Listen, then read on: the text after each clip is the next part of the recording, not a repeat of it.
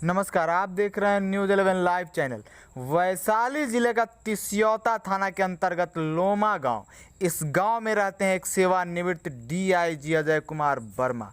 कहने को तो सेवानिवृत्त है, लेकिन आज भी अपने रसूख और रुआब के कारण गांव वालों के लिए दहशत का पर्याय बन चुके हैं। कानून को तो अपने जेब में लिए घूमते हैं।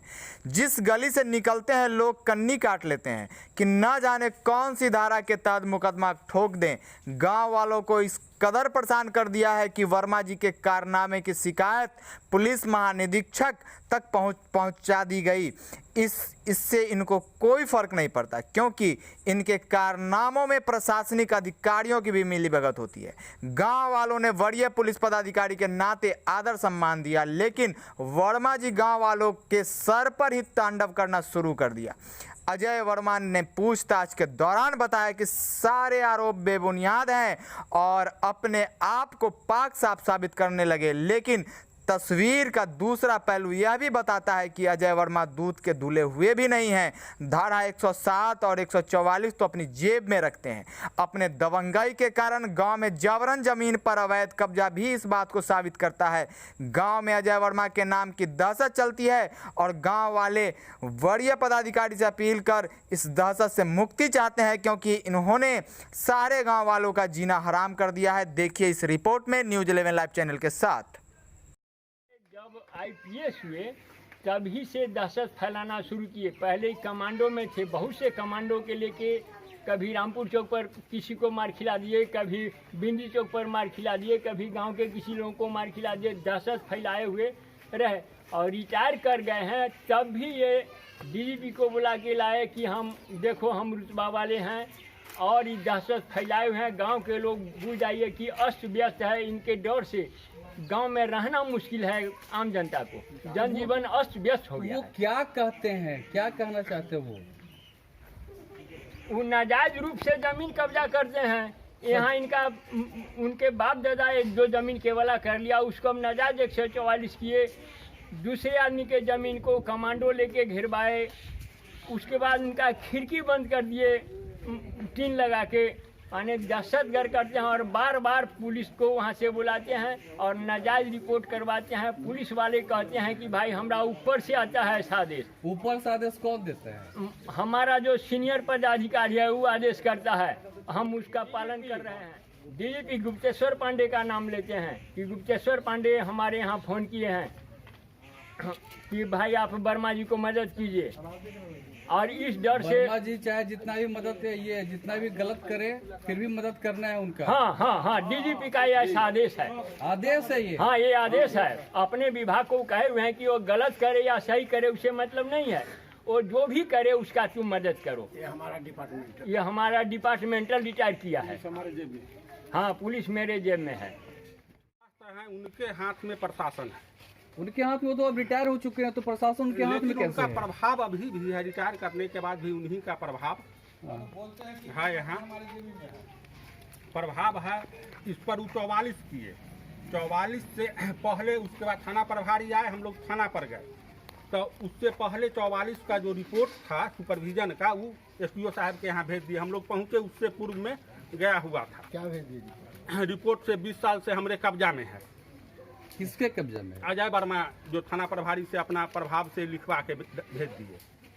यहाँ पूछा जाए कोई भी पब्लिक से किसके अथी में है, जब से 73 से इकबाला हुआ है हमारे कब्जा में हुआ है। उनके बाबा 3 भाई थे, बड़े भाई गिरजा प्रसाद, दूसरा रामानंद प्रसाद और छोटा ब्रजनंदन प्रसाद। ब्रजनंदन प्रसाद 3 गो नंबर, तीनों बखुदे बंटवारा करके 25 डिसमिल जमीन हमारे पिताजी स्वर्गीय रामविलास चौधरी के नाम से लिखे।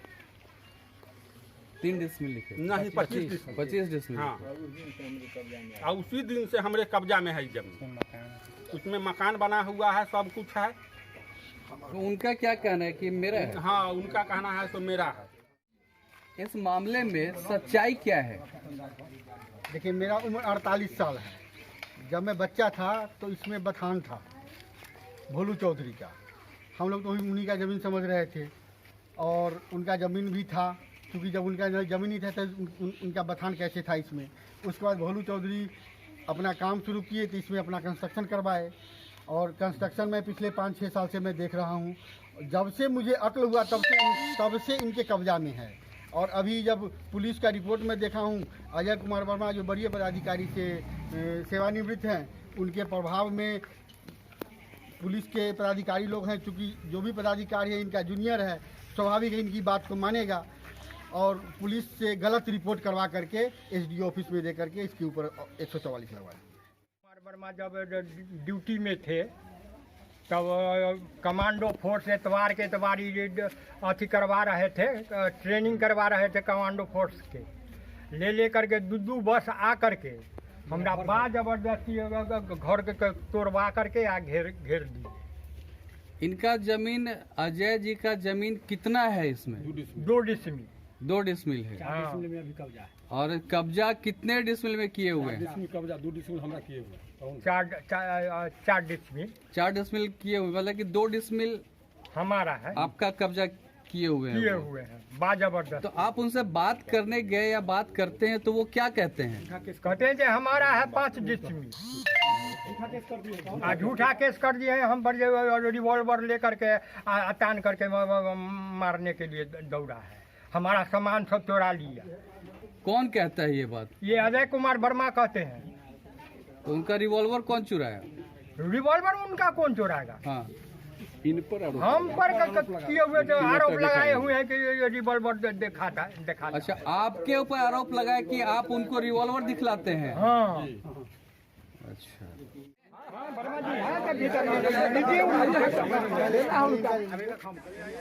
सर आपके ऊपर गांव वाले कुछ आरोप लगा रहे हैं कि आप जबरन उनकी भूमि को अपने कब्जे में लेकर के और आप उसमें किसी प्रकार का कंस्ट्रक्शन करवा रहे हैं या मत्स्य पालन का ये आप करवा रहे हैं। क्या ये कहाँ तक ये सच्चाई है इसमें और क्या ये उचित है? क्या ये गांव वाले ऐसा आरोप लगा रहे हैं कि मुकेश चौधरी लगा रहे हैं?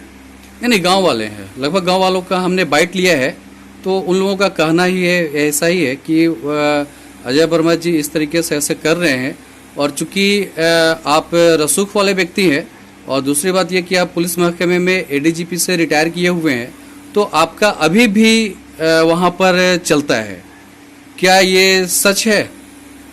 अब ये तो मतलब आप कागज देखिएगा तब ना, तो फैसला करना चाहते हैं तो कागज। नहीं, मैं फैसला करने वाला कौन होता हूँ? मैं फैसला नहीं कर सकता ना। ये जो बोल रहे हैं उनको मतलब क्या दिक्कत है हमसे?